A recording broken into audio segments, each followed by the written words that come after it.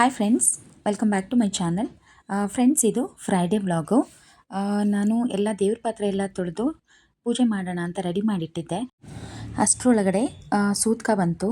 So ಹಾಗಾಗಿ 11 ದಿನ ಪೂಜೆ ಮಾಡೋಂಗಿಲ್ಲ ನಾವು. ಹಾಗೆ ಇವಾಗ ನೋಡಿ ಎಲ್ಲ ತೊಳೆದಿಟ್ಟಿದ್ದೀನಿ. ನನಗೆ ಶುಕ್ರವಾರ ಪೂಜೆ ಮಾಡಿಲ್ಲ ಅಂದರೆ ತುಂಬ ಬೇಜಾರಾಗುತ್ತೆ.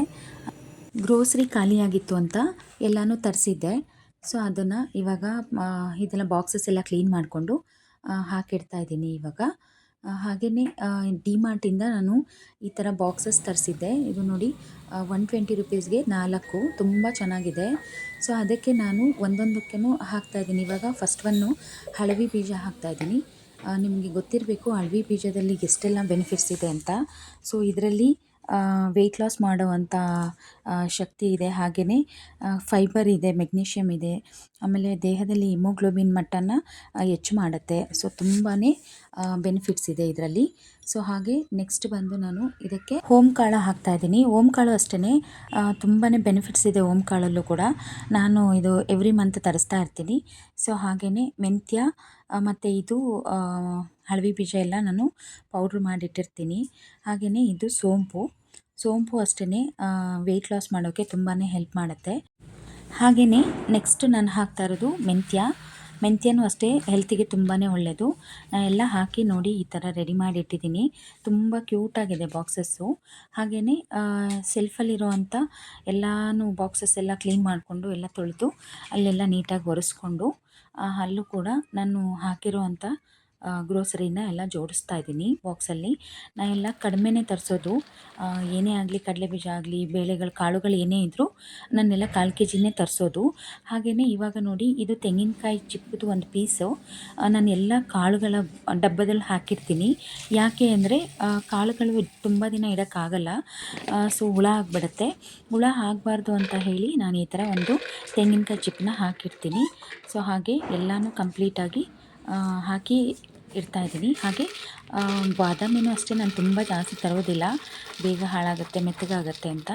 ಸೊ ಎಷ್ಟು ಬೇಕೋ ಅಷ್ಟೇ ತರಿಸ್ತೀನಿ.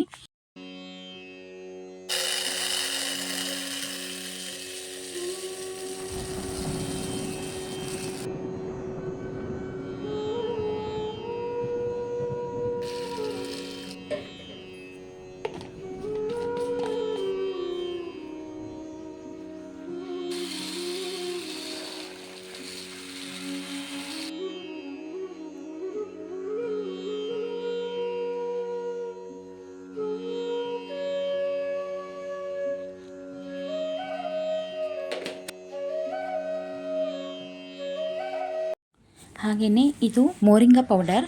ಇದು ಅಷ್ಟೇ ನಾನು ನನ್ನ ಚಿಕ್ಕ ಮಗನಿಗೆ ಸ್ವಲ್ಪ ದಿನ ರಾತ್ರಿ ನಾನು ಜೇನುತುಪ್ಪದಲ್ಲಿ ಮಿಕ್ಸ್ ಮಾಡಿ ಕೊಡ್ತೀನಿ.